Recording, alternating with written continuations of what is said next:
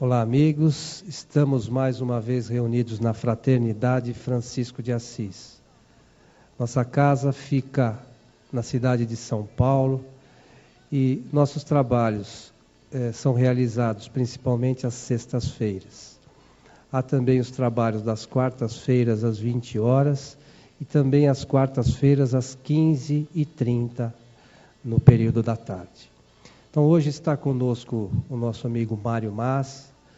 O Mário Mas tem um trabalho bastante grande na doutrina espírita, apresenta o programa Desafios e Soluções na Rede Boa Nova de Rádio, às quartas-feiras às 23 horas e às sextas-feiras às 11 da manhã. E hoje vai falar para nós sobre comportamentos neuróticos e karma. Mário, por favor. Boa noite. É uma alegria estar com vocês. Espero que nós possamos sair daqui enriquecidos pelo que o Espiritismo oferece para nós e que este tema também possa ajudá-los a refletir sobre os comportamentos que temos. O tema comportamento neurótico é um pouco pomposo, né? Parece uma coisa assim muito complicada, mas nós vamos desmistificar e ver que são comportamentos que nós temos aí no processo evolutivo. Eu gosto de fazer a seguinte analogia, com coisas que nos tocam mais direto, que nós sentimos, para falar destes comportamentos neuróticos. Quando nós comemos algo indigesto, o estômago vai reclamar desta alimentação que não foi bem aceita no nosso interior. Isto vai formar um mal-estar, uma indisposição, alguma alteração fisiológica nós vamos sentir por conta desse alimento indigesto. E de vez em quando nós fazemos isso. Você pega lá um prato que você gosta e de repente faz mal. Enquanto o organismo não colocar isso para fora, fica o desconforto, tá certo? Muito bem. Quando nós falamos do comportamento neurótico, estamos falando de algo semelhante. Quando nós guardamos dentro de nós algumas ideias e emoções discordantes dos nossos valores, isto causa um conflito interno, um desajuste, uma desarmonia interna. Deu para entender a analogia? Porque parece, às vezes, que este comportamento neurótico é algo da personalidade, é algo que a pessoa tem e não vai mudar. Não é bem assim. Todos nós passamos por crises diversas, conflitos, uma boa parte delas são passageiras, fazem parte do nosso processo evolutivo. É diferente de uma pessoa que tem um transtorno de personalidade. No transtorno de personalidade, a pessoa já reencarna com este transtorno, com esse desajuste. Por quê? Em vidas passadas, provavelmente ela causou uma desarmonia tão grande nela mesma, que hoje ela apresenta este comportamento. E provavelmente vai até o final da vida com esse transtorno, não é? Mas, dentro da visão reencarnacionista, nós vemos que esse transtorno também, como várias doenças, dificuldades que nós enfrentamos na sociedade, tem a finalidade de ajudar o indivíduo a sair do sofrimento. É um sofrimento temporário que está ajudando ele a limpar o seu mundo interior, a melhorar, a sair dessa desarmonia. A visão reencarnacionista traz isso para nós, sair dessa visão fatalista, que as pessoas nascem assim e não vão mudar nunca. Não é bem assim. Tudo que nós estamos enfrentando hoje é passageiro. Aliás, isso traz um conforto para nós muito grande, porque algumas pessoas acham que elas vão ficar eternamente sofrendo dos males que ela está enfrentando por enquanto. E não é assim. Tudo passa, tudo muda. Muito bem. Essa desarmonia que nós apresentamos pode ser por conta do predomínio na personalidade do seu egoísmo, do seu orgulho, da sua vaidade. Uma pessoa egoísta, por exemplo, ela quer tanto atender os seus interesses pessoais que ela acaba prejudicando terceiros. O egoísmo, a gente pode dizer que é uma doença da alma passageira, mas que traz uma certa desarmonia no indivíduo. Por mais que o egoísta tenha coisas, que ele obtenha, junte dinheiro, seja lá o que for, valores, ele não se sente saciado. Por quê? Porque o desejo dele é doente. O egoísmo não é um estado natural de consciência, um estado harmônico. Portanto, por mais que o egoísta tenha tudo o que ele quer, e ele procura ter achando que isso vai trazer segurança, ele não se sente seguro, ele se sente inseguro. Porque esses pertences que ele tem, esses bens, são fugazes. Logo saem da sua mão, ou só de pensar em perdê-los, o indivíduo já vive os seus tormentos. O orgulho é a mesma coisa.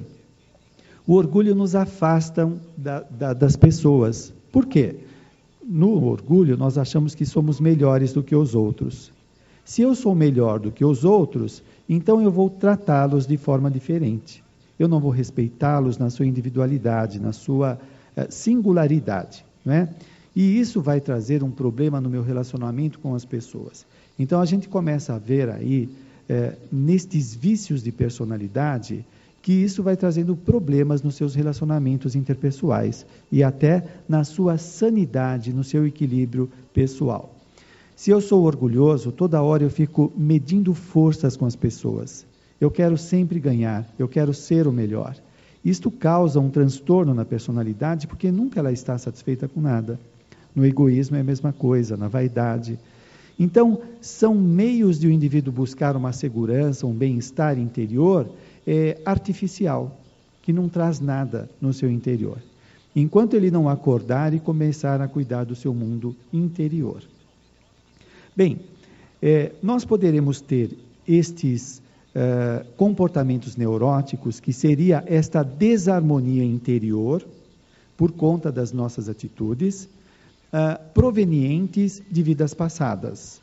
Mas por que de vidas passadas vai aparecer no presente? Porque está registrado no nosso psiquismo, não é? Assim como aquilo que estamos fazendo hoje, em nossa existência, fica registrado em nossa memória. E nós levamos estes registros para outras existências, que vão aflorar desde a infância em forma de alguns transtornos. É por isso que nós vamos encontrar muitas crianças muito tímidas. Quando recebem visita em casa, a criança se esconde de todo mundo, ou ela é muito medrosa, ela acha que os outros estão perseguindo, estão caçoando dela, estão ridicularizando, uma série de desconfortos que a criança enfrenta, que não existe motivo ali aparente para que ela sinta isso. De onde ela traz? É memória, ela traz do passado. Então, tudo que nós estamos fazendo hoje, de bom e de mal, fica registrado no nosso interior e vai gerar ou equilíbrio, saúde na personalidade ou transtornos. Transtornos a gente pode entender como sinônimo de tormentos pessoais, não é? Ora, se estes tormentos do passado estão aparecendo, é que eles precisam ser trabalhados. Eles estão denunciando como a personalidade se encontra, talvez desequilibrada, e, portanto, precisa trabalhar essas questões pessoais.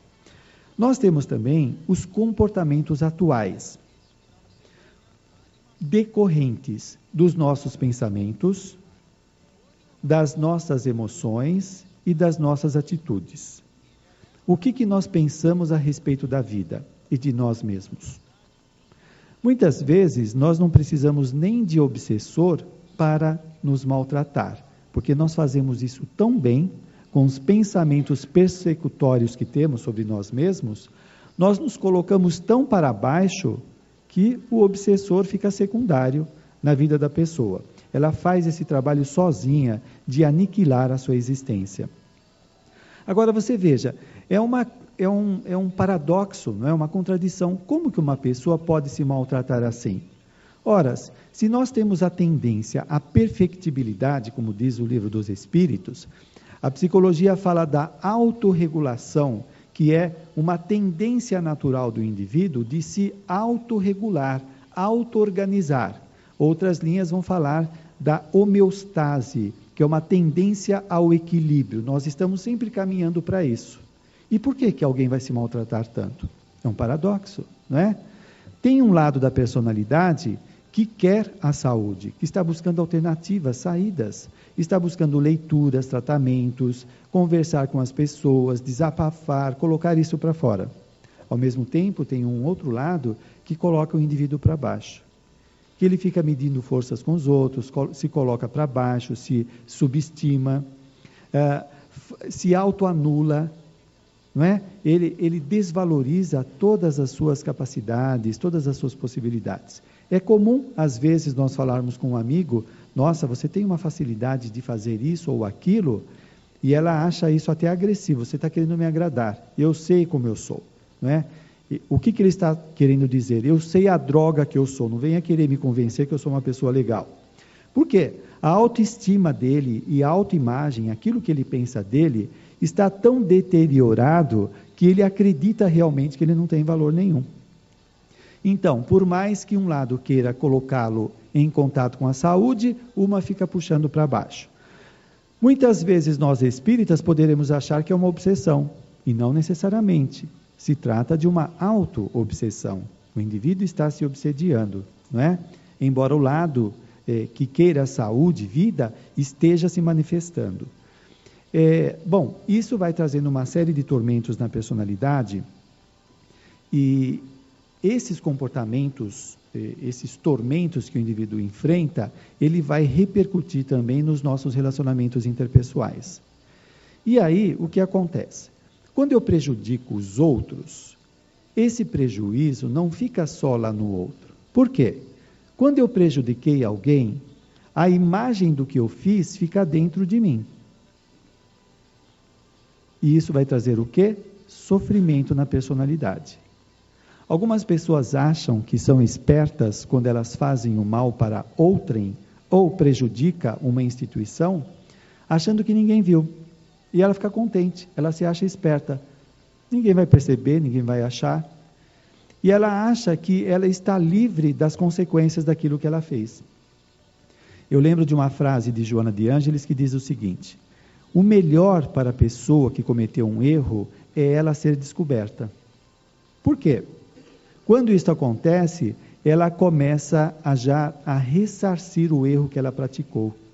O sofrimento de ser descoberta faz com que ela se redima interiormente. Ela saia dos tormentos que amanhã ou depois a culpa vai gerar na cabeça dela. Porque quando a pessoa faz uma coisa errada e passa desapercebido, ela pensa que passou, a cabeça dela tem o registro. No tempo e no espaço, essas informações vão começar a aflorar na sua consciência. É aí que vem a culpa e gera o transtorno na personalidade. Então nós temos que avaliar. Não vale a pena nós termos estes comportamentos que trazem prejuízo para outrem ou para as instituições. Porque o karma funciona tanto na nossa vida, como na vida dos outros e das instituições. Tem um autor até que diz o seguinte, que nós temos o ego karma, que é o karma pessoal, temos o grupo karma, que é o karma junto da família ou do grupo que nós fazemos parte, que pode ser do trabalho também, e temos o polikarma, é o karma com a sociedade. Então, o indivíduo que solta um balão e cai esse balão numa floresta e pega fogo, ele está adquirindo polikarma. Ele tem um compromisso de ressarcir a sociedade dos prejuízos que ele provocou. Ou um empresário que coloca um produto inadequado para ser vendido e isso traz sofrimento para as pessoas. Ele está adquirindo polikarma. E qual é o objetivo disso? De reeducar a pessoa, dele se deparar com as consequências para ele se conscientizar dos seus atos e modificá-los, não é? Ter atitudes mais acertadas para ele começar a ajudar a melhoria do planeta. Muito bem. Então você já percebeu em você mesmo esses comportamentos neuróticos? Todos nós temos. Nós poderíamos citar ansiedade. Quem não se sente diante de um acontecimento que está para acontecer? O indivíduo fica ansioso, fica pensando no que vai falar, no que não vai falar numa entrevista, por exemplo, numa apresentação no centro espírita. Ele fica antevendo sofrimentos que talvez não aconteça, mas na cabeça dele acontece. E isso traz um sofrimento muito grande. Uma pessoa que tem uma ansiedade mais severa, ela não consegue sair de casa, porque ela acha que vai acontecer grandes sofrimentos, transtornos, etc. Também os conflitos internos. Faço isso ou faço aquilo? São coisas que nós guardamos interiormente que são opostas e geram um conflito na personalidade, deixando ela paralisada. Todos nós passamos por isso. Que mais? Medos, baixa autoestima, autoimagem distorcida. Então, que imagem você tem de si mesmo? Por exemplo, você pode ter a imagem de uma pessoa que você gosta como sendo de uma pessoa bem-sucedida, ou realizada, ou extrovertida. Muito bem, é a imagem que você tem do outro. Qual é a imagem que você tem de você? É uma imagem de sucesso, de realizações, de pessoa boa? É uma imagem de fracasso, de mal-sucedido, de sofrimento? Tem um psicólogo que diz o seguinte: o autoconceito, que para ele é sinônimo de autoimagem, é destino. Conforme o conceito que o indivíduo tenha de si mesmo, esse é o destino que ele vai ter. Se ele tem o conceito de fracasso, ele vai ter atitudes que correspondam a este autoconceito. Ele vai buscar meios para fracassar na sua vida. A pessoa que não gosta de si mesmo e também acha que os outros não gostam dela, ela vai buscar evidências nos relacionamentos com os outros para confirmar que ninguém gosta dela. Então, é uma autoimagem. Muitos de nós temos esta autoimagem formada na infância. Porque a criança, ela não tem uma imagem ainda de si mesma. Por quê? Ela não tem um autoconceito. Quem eu sou? Ela ainda não sabe. Eu sou esperto ou bobo? Eu sou gordo ou magro? Estas coisas vêm dos pais, dos familiares. Então, se a criança é esperta, todos vão começar a falar dela. Nossa, como você é inteligente, você é esperta, você consegue resolver as coisas facilmente. Ela vai formando uma autoimagem que vem dos outros. Do mesmo modo, alguns pais vão dizer: você é muito burra, você não aprende nada, para de ser chorão. A criança vai tendo como qualidades pessoais que ela é burra, que ninguém gosta dela, que ela não é inteligente. Então aí começa a formar a autoimagem da pessoa. Qual é a autoimagem que você guarda? A autoimagem que você tem é uma que você formou de si mesmo ou é uma imagem que você traz dos seus pais, dos seus amigos da escola? Pega, por exemplo, na escola, as crianças e adolescentes, eles para colocarem apelido nos outros, são terríveis. Basta uma criança se destacar, ser um pouco diferente, pronto, ela já vai ser taxada de alguma coisa. Se ela for gorda, ou se ela for magra, se ela for alta, ou se for baixa, ela já vai receber um apelido. E isto pode contribuir para formar a autoimagem dela. Então nós temos que reavaliar, porque esta autoimagem pode refletir muito nos nossos comportamentos, não é? E ser o destino, como eu falei. Por mais que a vida seja pródiga naquilo que traga para o indivíduo, ele busca meios de se cercear, de não dar certo. Porque lá dentro está codificado, no seu mundo interior, este insucesso, esta dificuldade que ele vai enfrentar. E quando as coisas boas aparecem, ele não consegue desfrutar. Não consegue. Um outro exemplo que eu uso. Alguém aqui já teve dor de dente? Todo mundo tem dente? Nós temos, alguns nós temos, não é? Muito bem, dor de dente dói? Dói, não é? Você, quando está com dor de dente, você consegue fazer meditação? Não. Consegue parar para comer aquele bolo de chocolate, fez regime a semana inteira, chega no sábado, vai comer aquele doce, desfrutar e a dor de dente está latejando. Você consegue comer o bolo? Não. Muito bem, a analogia que eu faço é o seguinte: o tormento pessoal é igual a uma dor de dente que fica latejando. O indivíduo que tem um tormento pessoal, ele não consegue desfrutar dos momentos felizes. Aí qual é a lógica dele? A vida é uma droga, a vida não tem sentido, eu nunca estou bem, eu não consigo desfrutar das coisas, não existem coisas boas na sociedade. Não. Existe, é você que não consegue desfrutar, porque tem dor de dente interna, tem dor de dente psicológica, então não consegue desfrutar. Então, esta pessoa tende a generalizar que a vida é sempre muito difícil, nada dá certo. Ela não está percebendo que ela está projetando os seus tormentos interiores no mundo.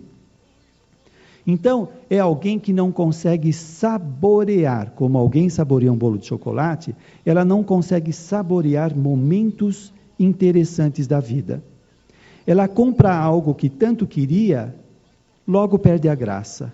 Ela não conseguiu sentir a sensação do prazer daquele objeto que ela teve. Ou se vai fazer uma viagem, tirar férias, seja lá o que for. Porque são as somatórias destas pequenas experiências que nós temos, que são gostosas, que vão trazer para o indivíduo sensações, bem-estar, uma concepção diferente da vida.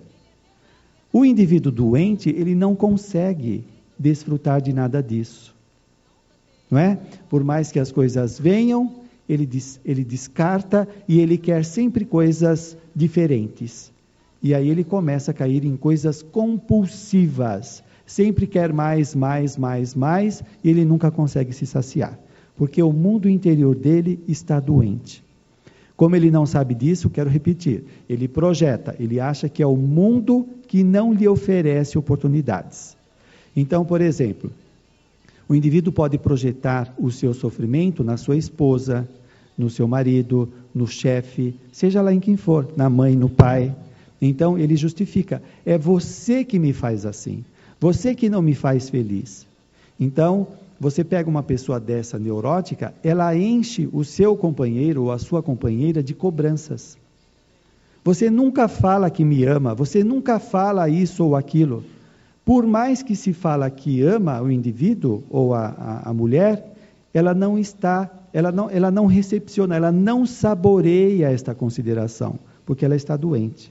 Então, tudo que se faz para ela é pouco. Agora, para a pessoa sadia, o pouco que se faz é muito, porque ela sabe saborear. Então, nós temos que avaliar isso. Nem sempre o mundo é perturbador, é caótico. Tem que ver se é o mundo ou é a nossa visão do mundo, porque isso pode fazer uma diferença fantástica. Eu costumo dizer o seguinte, se talvez levassem nós para uma região superior, seria um tédio, uma chatice. Você chega naquela região superior, está todo mundo sorrindo, alegre, uma visão otimista da vida, com conversas elevadas, e a gente olha tudo aquilo lá, sente um tédio, uma coisa sem graça. Por quê? Por causa da dor de dente. Ou seja, por causa das dores psicológicas. Aquilo lá não tem graça, porque os nossos tormentos interiores não deixam desfrutar daquilo lá. Diferente disso, a pessoa que está harmonizada no seu mundo interior, o pouco que ela tem aqui no planeta, mesmo em situações adversas, ela consegue desfrutar. Porque é um estado subjetivo. O nosso problema não é geográfico. Não é estar naquela ou outra região. Não quer dizer que essas regiões não ofereçam energias e condições mais salutares. Mas no nosso caso, enquanto nós não resolvemos esses problemas internos, nós não conseguimos desfrutar. Veja na literatura espírita, os livros de André Luiz, como de tantos outros autores, Ivone Pereira, Divaldo Pereira Franco. André Luiz narra lá que eles têm um compromisso em nosso lar de não se queixarem, de não ficar lembrando das coisas terrenas. Por quê?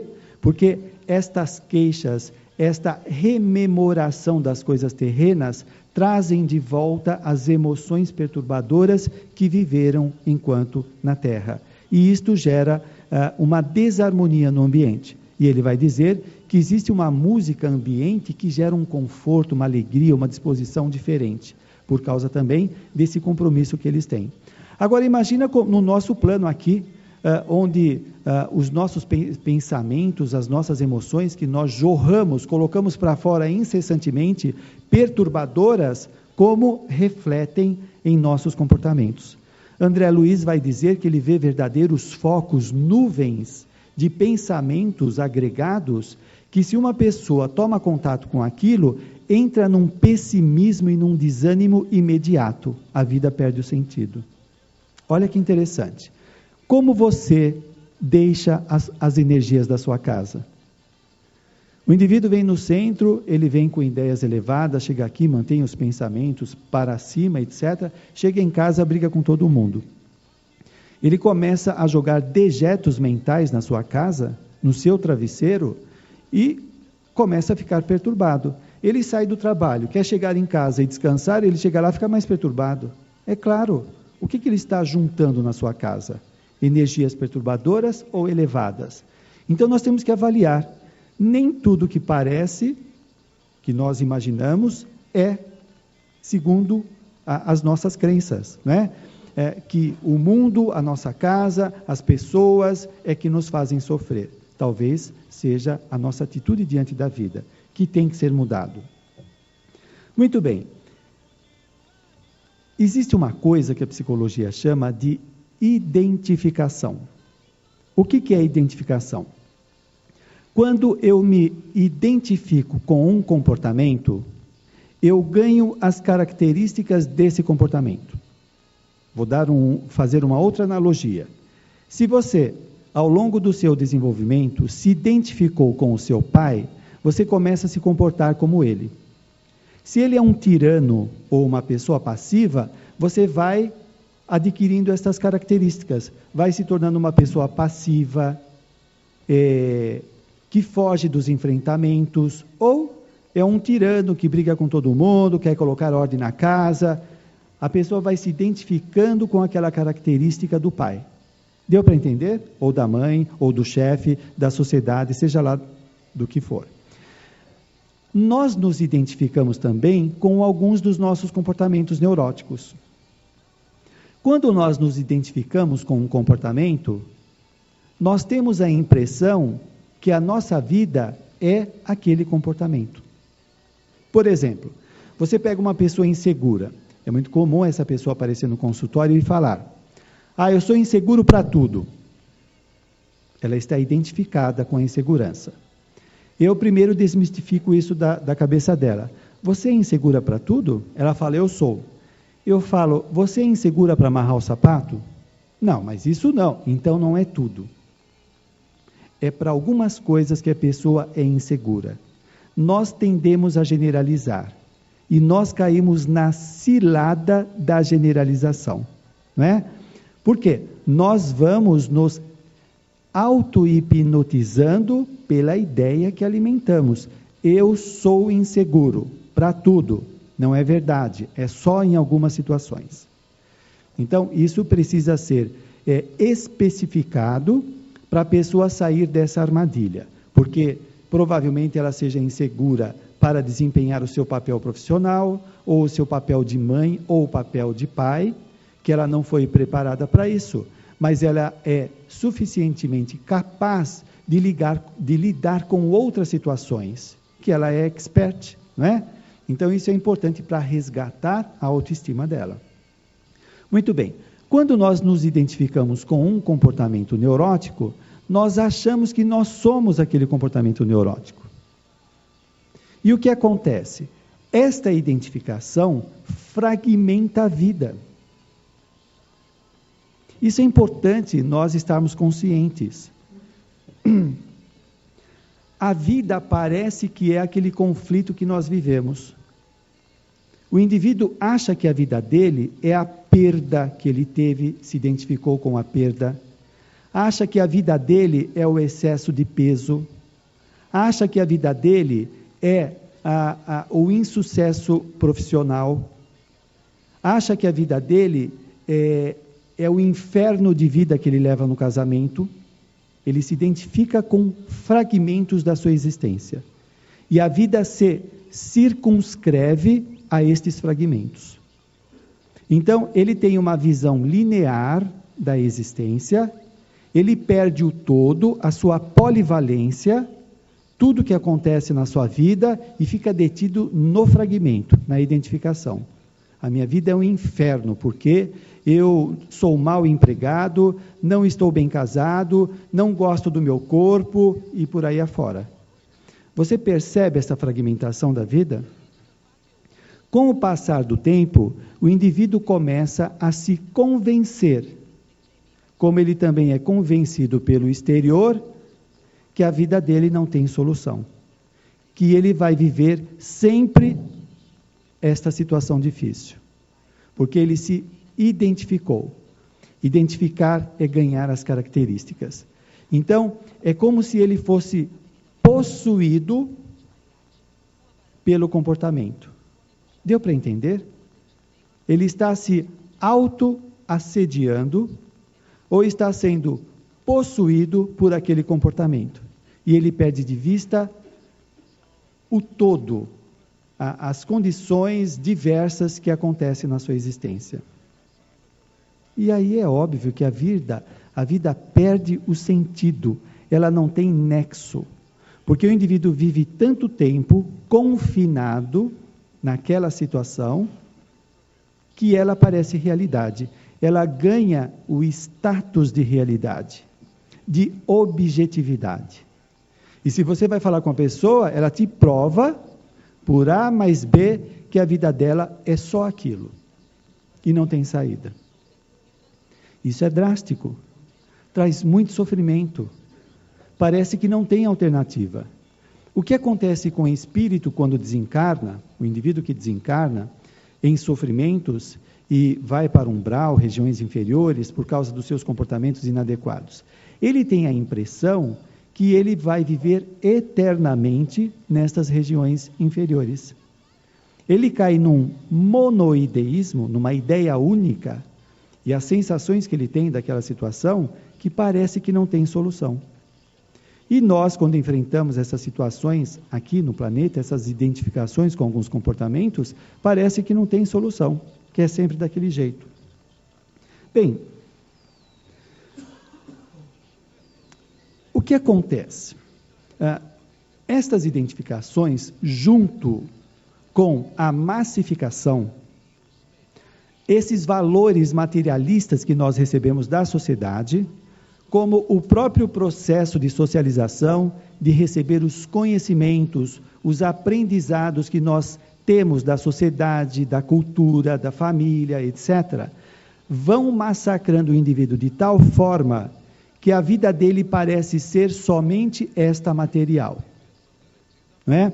Então, não tem saída. Você pega uma pessoa depressiva, conversa com ela.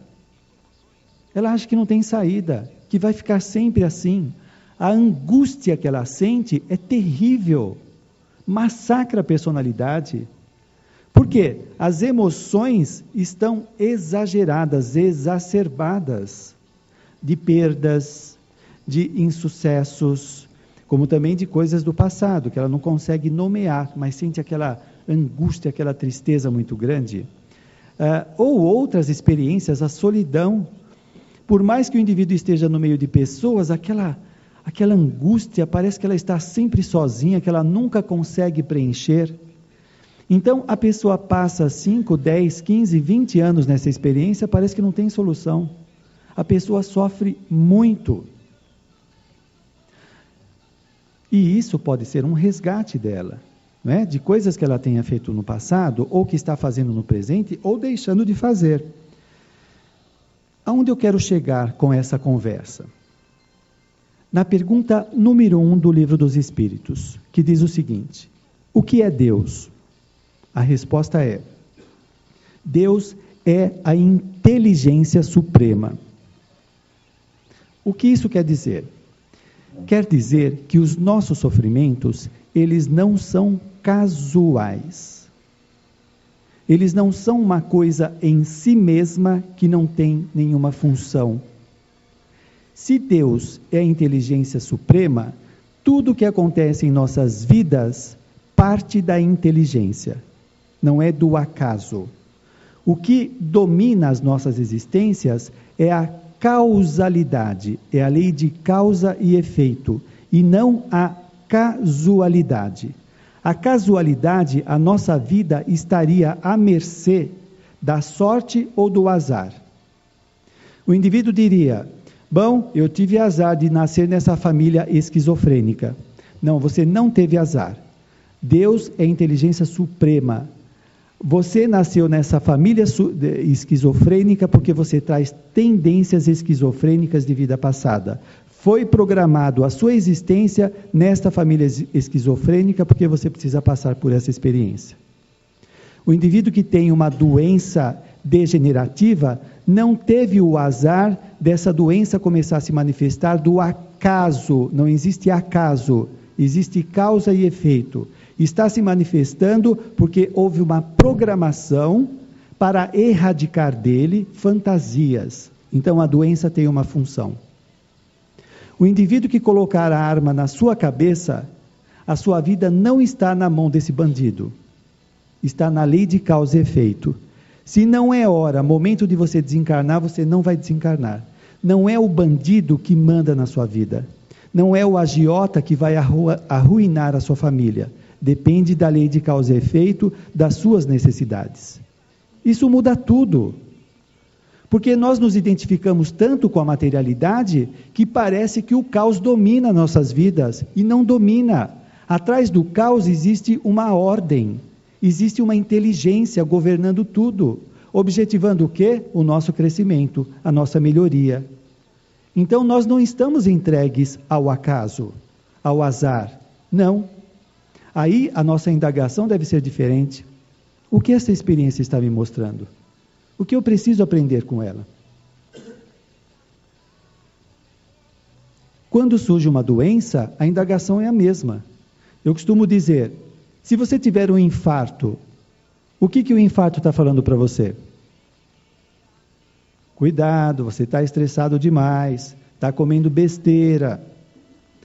Para de se maltratar, porque senão eu paro. O coração está falando isso. Ou você para, ou eu paro. O coração está alertando o comportamento inadequado da pessoa. As doenças estão alertando, estão falando para nós alguma coisa, estão passando uma mensagem. O problema que nós enfrentamos, o problema social de discriminação no trabalho, seja lá qual for, são sinalizações da vida de como estamos nos comportando. A vida é pródiga e nós não escutamos. Não escutamos. O indivíduo, então veja bem, de repente você está com algum mal, você sente uma indisposição física, uma doença. A primeira coisa que você quer, qual que é? Remover a doença. Isso não adianta. Por quê? Você removeu, ela vai voltar. Por quê? O indivíduo ainda não aprendeu o que precisava aprender. A doença está falando, você precisa mudar seu comportamento. O problema social, seja lá o que for. Qual é a finalidade da encarnação dos espíritos? Está no livro dos Espíritos, pergunta 132. Resposta: Deus a impõe com o fim de levá-lo à perfeição. Para chegar a essa perfeição, eles devem sofrer todas as vicissitudes da existência corpórea. Nós estamos aqui para nos aperfeiçoar e não para sofrer. O sofrimento é consequência das nossas opções. Não é uma determinação divina. O indivíduo, ele bebe sem parar, arruína o fígado dele, é Deus que está castigando? É ele que está exagerando. Percebe? O indivíduo provoca todo mundo, na família, ele é aquele que fica acusando, provocando, aí todo mundo vira a cara para ele. Aí ele acha que a vida é má com ele, que Deus não gosta dele, que as pessoas se afastam. Espera aí, ele está se observando? Nós temos que ver o que estamos fazendo em nossas vidas, que está gerando tudo o que acontece agora conosco. Nós estamos tão condicionados aos efeitos da vida. O que são os efeitos? Alguns sofrimentos, algumas limitações, que têm uma causa anterior. Nós ficamos só no efeito e não atinamos quais são as causas, o que eu fiz para gerar essa situação na minha vida. Enquanto eu continuar fazendo aquilo, eu vou ficar gerando problema na minha existência. Será que eu estou disposto a mudar ou não? O espírito Hamed, ele vai dizer, no livro Um Modo de Entender, uma nova forma de viver, a respeito do karma. O karma quer dizer que as tuas ações, atos e atitudes geram ações, atos e atitudes. Geram as consequências daquilo que nós fizemos. Teu karma é feito daquilo que causaste. Modifica teu karma mudando tuas ações. Isto é o óbvio. Mas será que nós mudamos as nossas ações? Enquanto eu continuar fazendo a mesma coisa, eu vou continuar tendo os mesmos resultados. Eu estou disposto a mudar esta conduta, este pensamento, para ter resultados mais satisfatórios? Isso é o que temos que perguntar a nós mesmos. Porque muitos de nós queremos que a vida se modifique, que as coisas aconteçam, mas nós continuamos gerando com as nossas atitudes as repetições daquilo que já vem acontecendo em nossas vidas. Olha, gente, isso é fantástico, porque está mostrando que nós somos os protagonistas do nosso processo evolutivo. Nós somos os construtores. À medida que nós vamos mudando realmente, vai mudando todas as situações. Depois ele continua. Ao transformares teu modo de ser, transformarás as reações na tua existência. Olha só, quem joga rosas é a primeira pessoa a se perfumar. Quem atira lama, por consequência, é o que mais se enlameia. O que eu estou fazendo com a minha vida? Eu estou jogando boas ações, eu vou me perfumando com elas. Isso vai perfumando a minha vida. O que eu estou jogando em cima dos outros? Acusações, provocações, eu já estou gerando tormentos na minha vida. Então, a indagação que nós devemos fazer é olhar para nós e falar, espera aí, eu sou uma pessoa irritadiça, eu sou uma pessoa que as pessoas evitam, eu sou uma pessoa que toda hora tenho determinados tipos de doenças, o que eu estou fazendo? Aí eu também vou acusar meu corpo, né? Meu corpo é uma droga, eu já nasci com essa disposição genética. Será que nasceu ou está formando? E se nasceu, não é para mudar? O karma, como diz Joana de Ângeles, é plástico, tem que ser mudado. Nós não temos que nos curvar a determinadas doenças ou limitações. Nós temos que buscar, de forma dinâmica, a sua superação.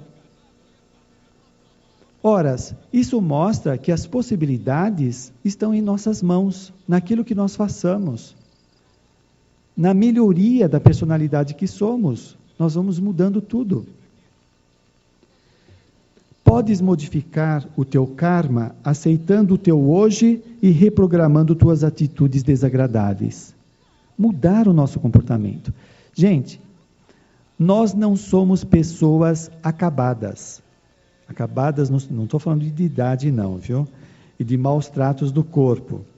Eu estou falando de estar pronto. Nós não estamos prontos, né? Nós somos um projeto em aperfeiçoamento. Nós podemos mudar os nossos comportamentos. Todas as nossas características de personalidades vão se modificando, isto é, quando nós vamos trabalhando para isso. Elas não estão prontas. Tirando o que eu falei, os casos de expiação, que o indivíduo traz alterações orgânicas, que ele não consegue de imediato mudar tudo, as provações nós podemos mudar. Porque a lei de causa e efeito, ela se manifesta através das provas e das expiações. Então, as provas nós devemos buscar mudá-las. Se você tem uma característica de personalidade que você não gosta, você já tentou, tem que persistir.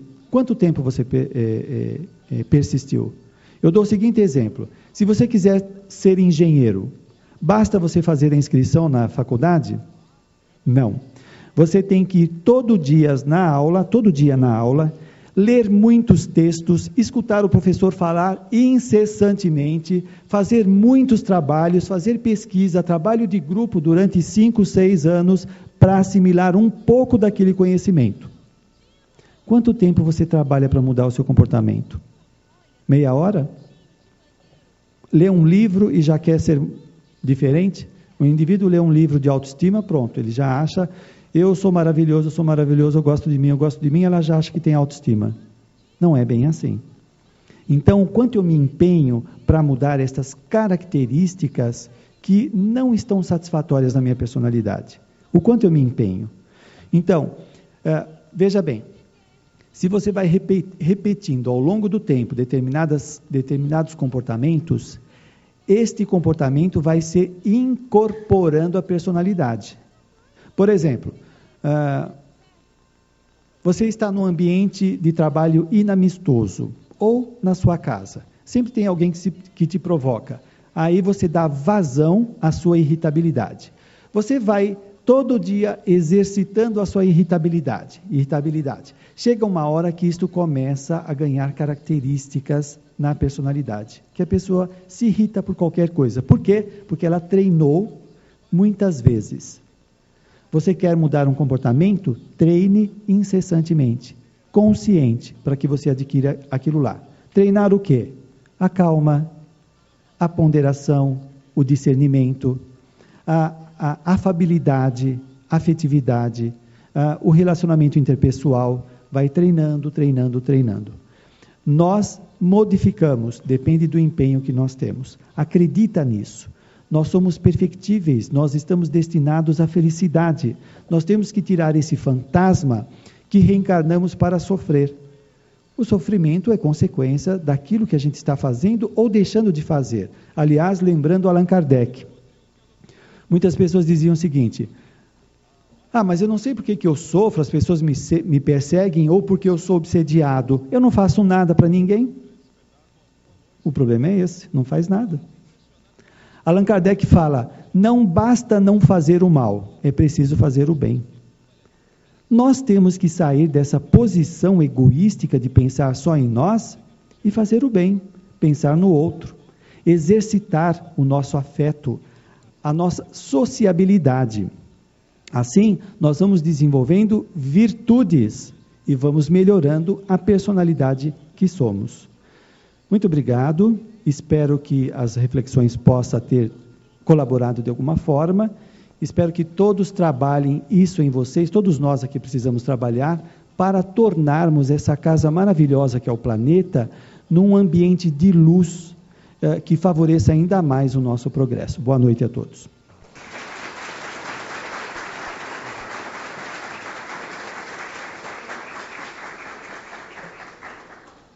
Tudo que o Mário falou tem a ver com o nome do teu programa, Desafios, Soluções, não é por acaso, né, Mário? Nosso agradecimento, Mário. A gente espera contar com você outras vezes. E os nossos amigos da internet, o nosso abraço. No nosso site www.fraternidadeassis.com.br poderão rever esse programa dentro de alguns dias e poderão também assistir todos os nossos programas anteriores, que são realizados sempre às sextas-feiras. Então, o nosso abraço e até o nosso próximo encontro.